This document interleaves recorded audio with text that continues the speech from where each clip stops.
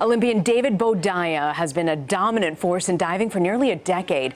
In Rio, he helped Team USA bring home a record-breaking 121 medals, personally winning a silver and bronze in 2 diving competitions. In addition to competing in the Olympics, Boudia also recently released a candid memoir called Greater Than Gold: From Olympic Heartbreak to Ultimate Redemption. In the book, he opens up about the highs and lows in his diving career. David Boudia is back from Rio and with us now. Okay, David, this was an incredible book, very candid, as I said. Yes, for sure. Walk us through the heartbreak following Beijing. It was somewhat of a downward spiral after that. It was. You know, I think the main motivation to write this book was to show that the Olympic life wasn't all this glitz and glamour, that it's cut out to be on TV. You know, there's hardships that come along with it. And for me personally, you know, going into the 2008 games, I bought into the American dream, the lie of rich fame and success is going to supply all your happiness. And for me, it left me bankrupt. I wasn't satisfied and contemplated suicide,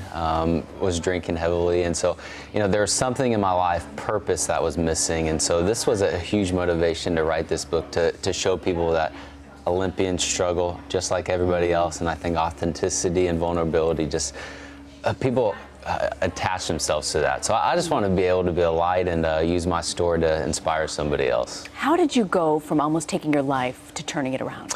You know, for me, it was main motivation was my faith. You know, I wanted nothing to do with it before 2008, and it was just my eyes opening. And for me, my purpose was to love God and love others, and just knowing that it wasn't all about me. You know, this Olympic success, the pursuit of training, it wasn't just for me. It was for a higher purpose, and that's for me to glorify God in it. And you know, the main thing that I want people to take away from this book is I don't want them to read this book and say, like, I'm beating them over the head with the Bible, or I want them to see that you know, this is my pursuit, that I want it all for myself, and then this is how God's grace changed my life. And that's the biggest thing I want people to understand about it. So is it really faith that helped you turn it on? 100%. If you would see and know me before 2008, like, I was this punk, cigarette smoking kid that thought he was hot stuff. And you know, it's a little different now. My priorities are extremely different. I want to pursue excellence. I want my family to be my #1, and you know, I want to work hard in the pool for them and for my faith. And you became the first American to actually medal in the 10-meter platform back-to-back since Greg Louganis in this Olympics.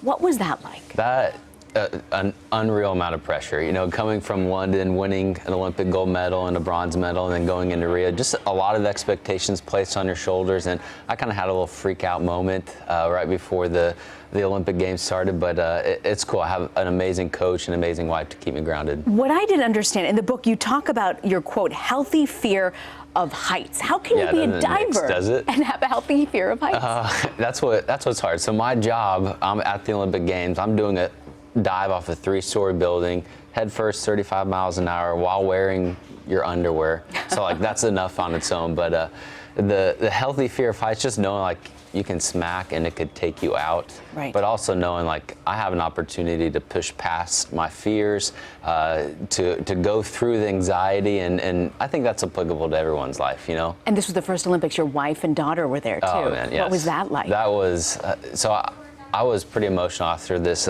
bronze medal performance, just knowing just how much they've sacrificed for me. And I have an awesome wife, and my little girl is like the cutest thing in the entire world. Her name is Coda, so I'm scared to see what she's going to do in the next few years, because she's just an adrenaline junkie. Kids definitely change you. She is adorable. What She's a cutie. Man. So 2020, Tokyo, Yes. you going to be there? That's a great question. Are you going to be there?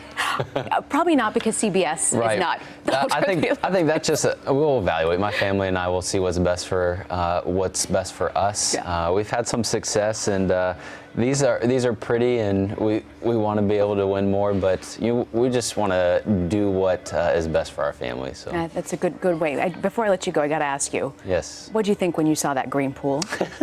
I thought it was hilarious. First of all, you did? You didn't think? Yeah, you go jump in. So right when it happened, I had practice the next day. My coach and I looked at each other like, let's not do this until we figure out what's going on. But you know, when it comes down to a competition, I don't care if it's black, green, blue, or purple. I'm going to be in game mode, and I'm going to compete for the United States. So.